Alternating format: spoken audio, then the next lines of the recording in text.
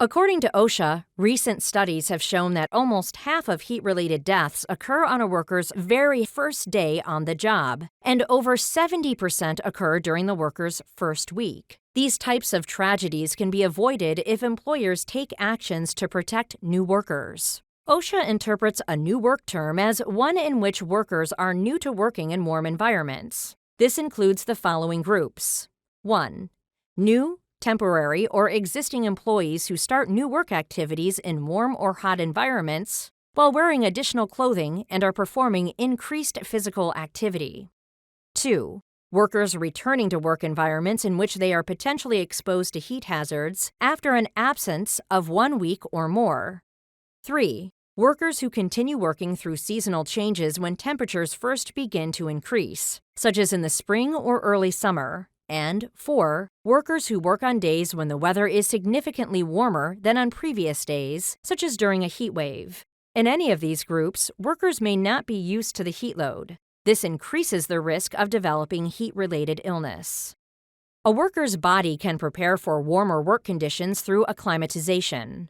Acclimatization refers to when the body gradually adapts to and tolerates higher levels of heat stress. A worker's body needs time to adapt to working in hot conditions in order to develop heat tolerance. Heat tolerance is the physiological ability to endure heat and regulate body temperature at an average or above average rate. As workers go through the acclimatization process, their heat tolerance can increase. This increase is impacted by their physical conditioning and personal risk factors.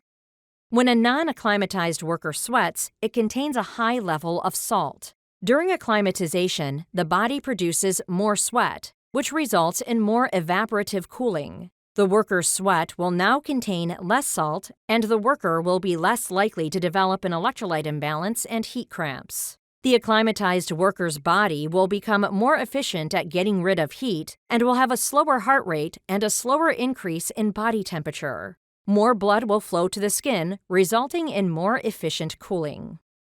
OSHA and NIOSH recommend following the rule of 20% for new workers who are exposed to hot work environments. On the first day, a new worker should be exposed for only 20% of their work shift. In the days that follow, exposure time can be increased by an additional 20% per day until the worker is acclimated to the conditions. Workers should perform tasks similar in intensity to their expected workload during this time. OSHA also provides recommendations for modification to the rule of 20% for new workers who have recently worked in a hot environment. All new workers assigned to a high heat area must be closely monitored during the first 14 days of employment. Workers can maintain their acclimatization even if they are away from the job for a few days, such as when they go home for the weekend. However, if they are absent for a week or more, then the likelihood of heat-related illness occurring increases and the need to gradually reacclimate to the hot environment becomes more important.